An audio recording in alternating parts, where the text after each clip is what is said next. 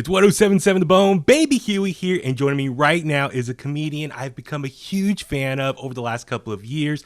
She's bringing her Deal With It tour to the Warfield in San Francisco for 2 shows on Saturday, October 9th, and tickets are on sale now through ttomcomedy.com. It's Taylor Tomlinson. How's it going, Taylor? Good. How are you? I'm doing awesome. Like, seriously, I'm super excited to be talking to you right now. Just big fan, just seeing all your appearances on all the various late night talk shows, your Netflix special.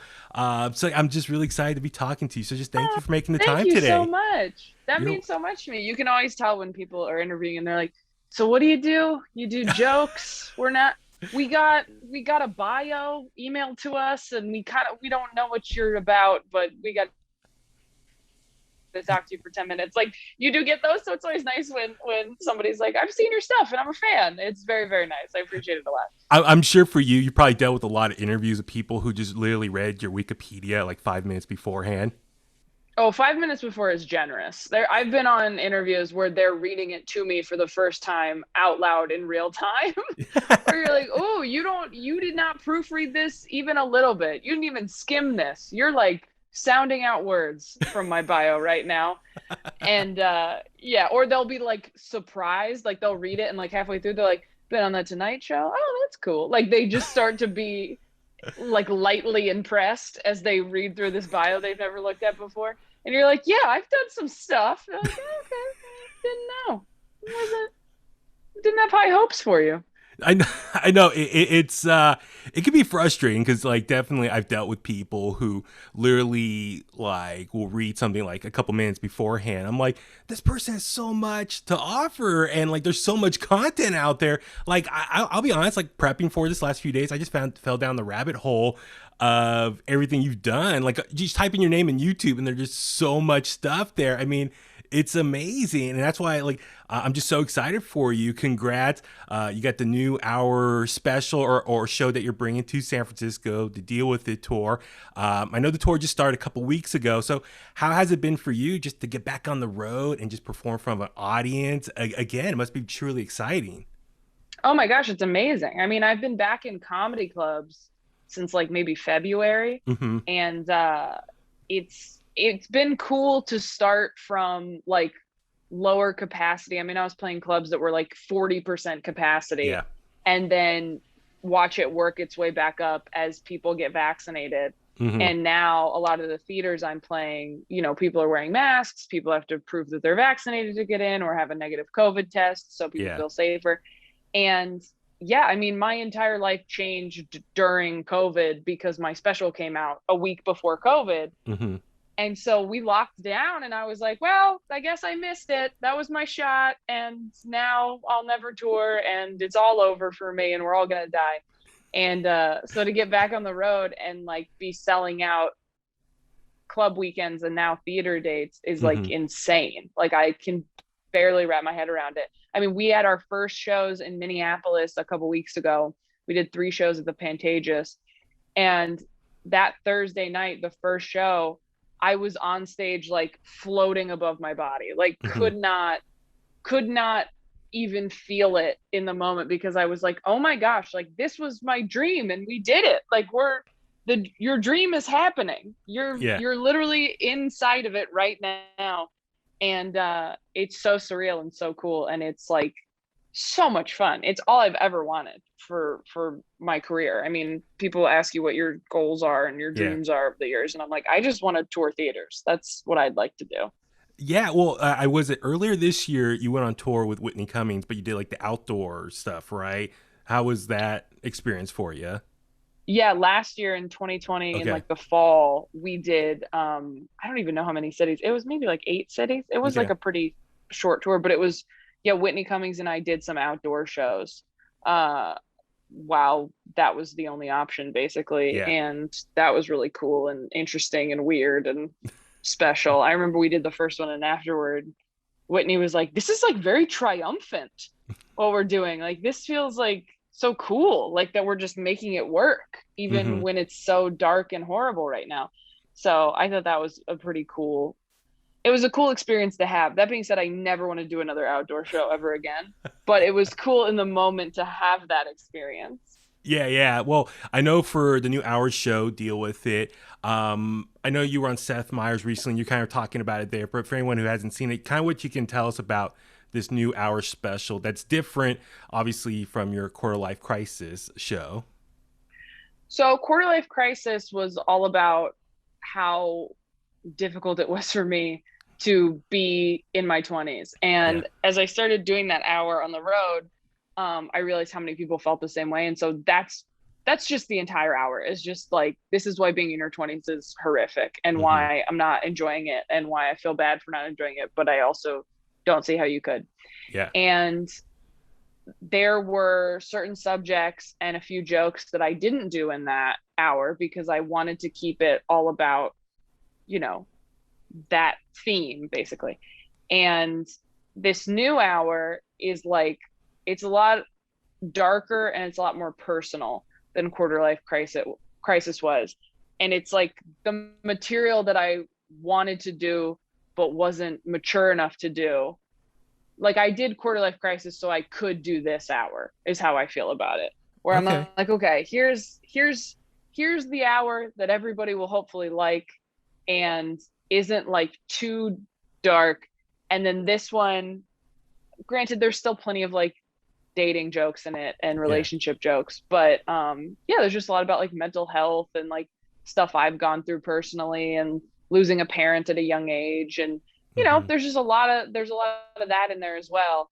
And I I feel like it's hopefully a more interesting hour, and that it has a little more depth, uh, because it's certainly more of me that I'm putting out there. So I do feel very tired Mm-hmm. after these shows Yeah, yeah. because it's like you just had a long conversation with somebody where you like revealed a lot, and afterward you're like, whew, okay, I have a little bit of an emotional hangover.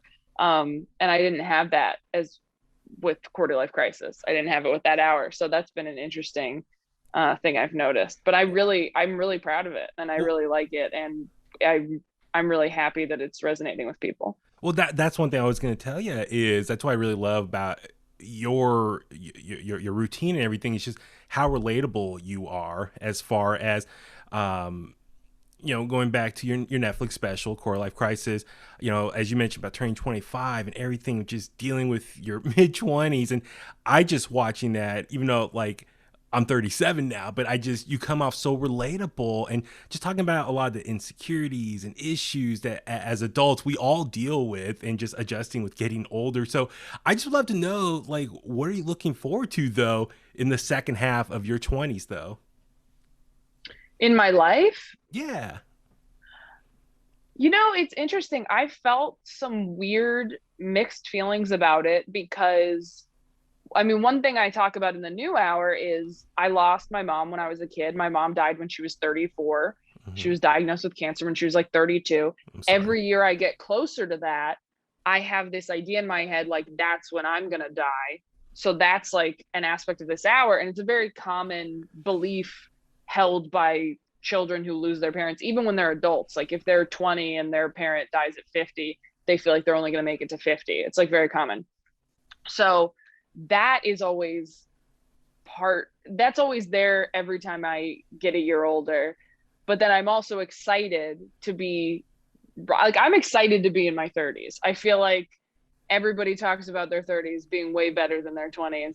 I am looking forward to that. But then also, like, I've been so young in this business that it's usually the first thing people say about me is like, wow, you're so young, you're so young, you're so young Hmm. for what you're doing or where you're at. And there's probably there's part of me that's really excited for that not to be a thing at some point. And then there's probably part of me that's scared because I'm like, wow, I hope I'm good enough without people going, oh, you're so young. I hope I'm just good enough to be hopefully one of the best at what I love to do without the added asterisk of for your age. you know. Gotcha. Yeah. I should be funnier on this. I'm just getting really deep with you. No, I'm not. I'm not being funny enough. No, it's okay. No, I actually appreciate you opening up. I mean, I do respect what you just said because I lost my mom when I was 18 and she was 49. So now for me, as 37, that number 49 is like that's a goal. I mean, obviously to get Yeah. past that. So I can totally relate what you're saying as far as age and getting older and just all the anxiety that comes with that. I mean, and like I said, just watching you on TV and stuff, like how, like I said, how relatable you are, and that's why I really just, I think, gravitate towards you as a fan. So I'm just kind of curious though, like, you know what advice would you give to your older self? I think a lot of people, they ask the Ooh. question of like, what advice would you give to your younger self now that you're older or whatever? But I'd love for you, here you are in your 20s, like what advice would you want to give to your older self as you kind of, you know, move along in your life? How much older? How much older are we talking? How about 45? Ooh, advice I would give. I guess I should just say whatever advice I would give myself now too, and just hope I've taken it by 45, right? Yeah. I guess the advice I would give is you worrying about everything constantly and being in a constant state of panic over what might happen is Mm-hmm. not going to prevent it from happening. So Mm, maybe just try to be present and, as hard as it is, not ruminate on those horrible things that could happen, because they're going to happen whether you worry about them or not.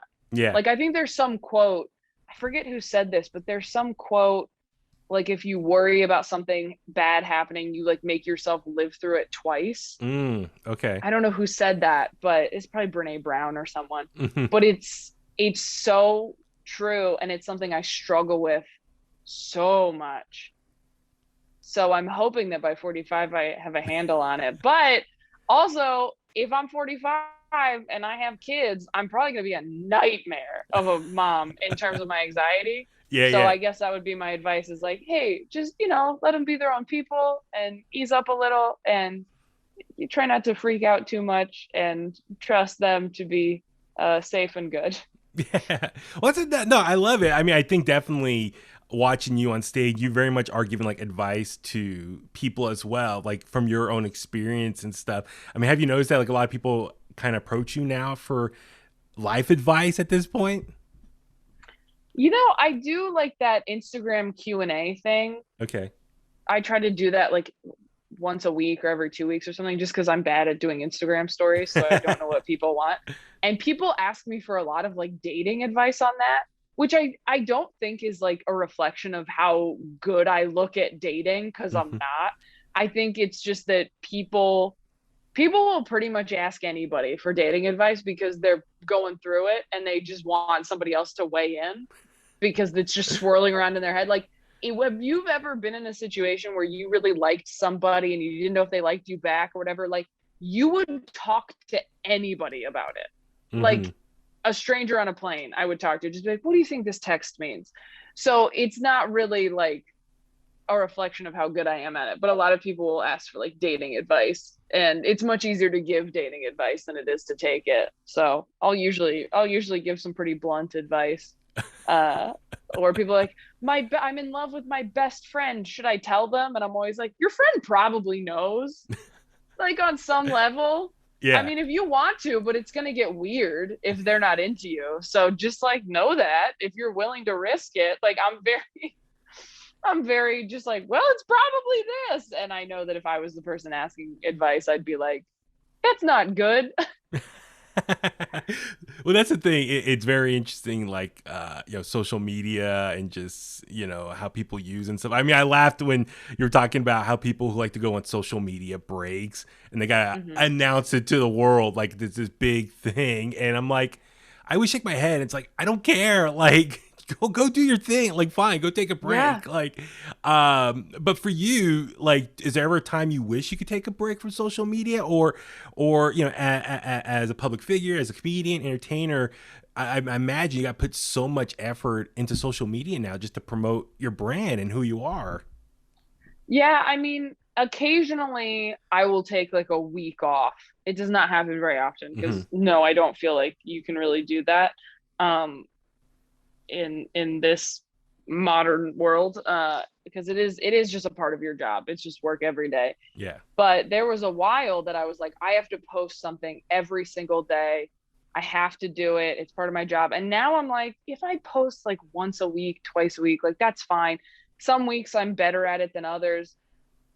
But yeah, there are times that I wish I could just get off of it entirely because it is such an added stressor. I mean, my Hmm. best friend, when she started law school, she just finished. But when she started law school, she was so busy. She was like, I'm deleting my social media and just didn't have it for a couple years and was like, it's so nice. She's like, I never think about taking photos. I never think about posting. Like, I never have to worry about any comments or how I look and stuff. She's like, it's so nice. And I'm like, oh my God, I would kill for that. But I just can't because it's part of your job Yeah. now. It's Hmm. hard for anybody to just not be on social media. Hmm. Exactly. No, it's very addicting in many ways, and so I can totally just understand. Like, people ask me, like, "Do you ever take time off?" Like, no, I can't. Just with the work at the radio station, you got to promote what we're doing, where we're at, all that stuff. But I do dream of a time. I wish I could take like just like a month off and just disappear and all that. Yes. So I could totally relate to that aspect. One thing Do I you, am, yeah. oh, I was just gonna ask, do you have like this fantasy in your head of like, once I get this amount of successful, I'm gonna disappear for like 6 months? Do you have like that fantasy? Or I like mean, I'll take a month off. I mean, if I won the lotto or something where I can just Right. totally like ditch my everyday life, my routine, and just like go wherever I want and just have no Yeah. worries in the world. I think that's the main thing. I wish I can just do that and just disappear for a while. Yeah. I think it's a lot of people's fantasy now, and it is because of social media and that you're always sort of on and there's always something going on. I saw this girl on TikTok. I'm sorry if this is a tangent. I saw this girl on TikTok today who like quit her job and just bought a cabin in the woods and is just writing a book in the woods. And I'm like, this is my dream. I think this woman is living my dream, my other dream. And I just watched all her videos this morning, like teary eyed, because it was so incredible to me. I have no idea what her job was. I don't know how she's making money. I don't know if she has a book deal, but she just quit her job and found a really cute cabin in the woods and was just like, this is where I live now. And I write outside every day. And it just looks so nice. Man, that's total like I think life goals at that point to be able to have that Yes. freedom in Yeah, 2021. Damn. I Okay, know, I'll have to right? look for But she's that. still on TikTok. She's still That on is true. TikTok. Yeah, you can't get away completely. But no, one thing and one thing I'm always I love about comedians and how they got their start and how they kind of develop into who we know as they are now. And so I know in your routine you very much talk about your strict religious family background and the upbringing. And you got started performing at church and whatnot. But I just would love to know, like, what did your parents think that you want to pursue stand-up comedy? Like, how did that relationship go? Like, what were the reactions to all that? Well, the way I fell into it is my dad wanted to take a stand-up comedy class and Okay. he brought me along when I was in high school. Okay. So it wasn't like, it came out of nowhere where they were like, what is stand-up comedy and how did you find out about that? Mm-hmm. That's how I started doing it. So when I started doing it, they thought it was awesome because I was super clean and, performing in like churches and corporate settings and like schools and stuff, like very, very, very clean. And as the years went on, like I think they think it's cool that I've made a job out of this. They I think my dad would prefer I had different subject matter. But that's understandable. That's Yeah. understandable for parents for sure. But yeah, I mean I don't think he or I anticipated that this would become my job. I think it was just like, oh, this will be cool to do. So it is a very strange, like origin story, if Okay. you will. Okay. Uh, but yeah, it's interesting because I started in church. So it was like parent approved comedy. Okay, I was gonna ask you, like, do you remember like what your first joke was? Like, I mean, like you said, it had to be extremely clean. Like, do you remember kind of what were like some of the subject matters you were talking about back then?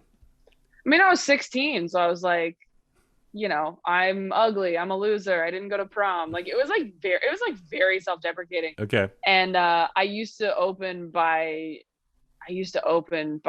calling attention to the fact that I was 16 and I knew that and I was sorry. Um, and that I was aware that there was going to be a generational gap. Like I was like, I understand. Like you guys saw Titanic in theaters. I saw it on VHS. Like when you saw Titanic, you cried because Jack died. When I saw Titanic, I cried because Leonardo DiCaprio didn't look like that anymore. And that's how I used to open when I was 16. That worked, you know. Were you ever concerned though about pursuing life in comedy that it would corrupt you in any way though? Just because how how dark comedy lifestyle can be for people. Corrupt in terms of like not being religious anymore or Uh, just like drugs, alcohol. Corrupt in what way? I mean, yeah, I guess change your lifestyle from what you knew as, and yeah, potentially go down, yeah, drugs, alcohol, and kind of like a whole wild lifestyle. Yeah, I think I was concerned that if I messed with like drugs or started drinking or whatever, I was I think I have a pretty addictive personality. And it's why I've like never really messed with anything Hmm. besides like weed. And even that took a really long time because I was Yeah. like, oh no, what if? And everyone's like, it's not addictive, you're fine. Um, but I've never been drunk. Like I just I have alcoholism running in my family on Hmm. both sides. I didn't think it was worth it. Alcohol is so free to a comedian. It's like so free.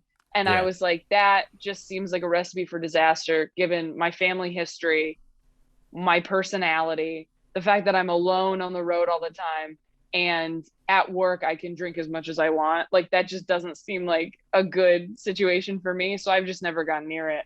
Um, so I was worried about that definitely.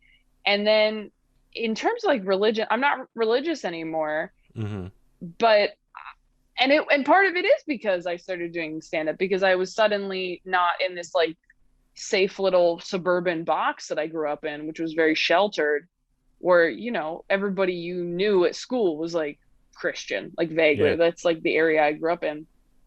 And so to then start doing stand up and be around people who were older than me and from all different walks of life and who had had different lives before um, even starting comedy, where they were, journalists or in the military or, salesmen or whatever.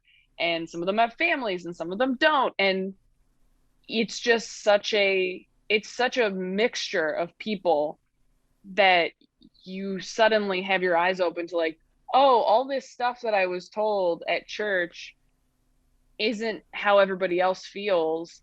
And the people who believe differently than my family do are still really good people a lot of the time. And once I met more people who thought differently than I did and had like long talks with people about this stuff, and Hmm. just the fact that there were so many people who were like, oh, I don't even really think about religion. Like, I don't even think Yeah. about what happens when I die. Like, I'll find out later. I Hmm. was like, what? Like, I was always taught that there's a little voice in your head going, God, God, God, God, God. Hmm. And you're telling me you don't have that? And they were like, yeah, I just don't, I didn't grow up religious. I don't think about it.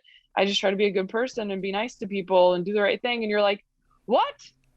What? Like, it was so crazy. I used to do a joke about this. I don't know why I stopped, but I used to do a joke about how like I grew up religious. So the first time I met like an atheist that was a good person, it was like meeting a hot girl with a great personality, where I was like, oh, you just get everything?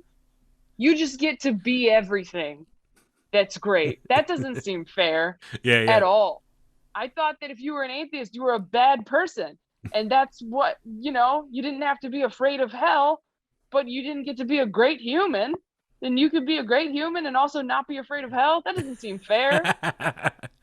So it took a few years. It definitely took a few years for me to make peace with it. Because I also I wanted to be religious really badly. I Yeah. didn't really believe, um, I didn't believe in what my family believed in, but I didn't want to lose my family. So I stayed in it for longer than maybe I felt it in my core. Yeah. Because it's hard. I think if you grow up in a certain way, it's hard to move away from that. Yeah, I know no, and that's it's very interesting to hear that. Just because, like I said, it seems like you have such a rare upbringing compared to a lot of other comedians that we Hmm. are fans of over the years. So I just really admire like the transition. I mean, I'm just kind of curious though, how'd you make that transition though from being so clean to more of the material you get into now? Like that must be kind of a interesting segue over the years as you find your voice through your 20s and like your comedic style that you are now. I mean, I'm sure there might be a lot of people who influence you to kind of evolve into the material that you present now. Yeah, I think also when you're young and clean, you get a lot of credit for being clean Hmm. also. Male or female, but especially female, because everybody does that shitty thing where they go like female comics talk about sex too much. And you're like, everyone talks about sex. Shut up. So when you are a female comic who's clean, everybody's like, oh my God, you're doing so well. You don't have to say vagina. Like people are like, give you all this credit for it. And then you start going like, oh, well, I want to keep being that because I'm getting praised for it. And at a certain point, I was like, I just want to talk about whatever I want to talk about. I don't want to be thinking like I got to stay true to this brand that I've like I just want to be me and talk about whatever I care about at that moment. And if it's clean, great. And if it's not, fine. Um, but yeah, it was kind of slow. I don't even remember like the first quote unquote dirty joke that I wanted to do on stage, but I was doing less and less churches. Um, and I was not ever wanting to be like a church comedian. I was trying to move Hmm. away from that. And then I did Last Comic Standing when I was 21. And they were like, look, you're a church comic. And I was like, great. So I did like another year of churches. And then when I was like 22, I got fired from some church gig and was like, I think I'm done with this. Like it was like the last thing I was doing. I was opening for like a really big church comic and I Okay. got taken off the tour because of something I tweeted. And I was like, I think I'm good. I think I'm good here. Uh, and after that, I told my manager, I was like, it doesn't matter how much money they offer me. I'm not going to do it.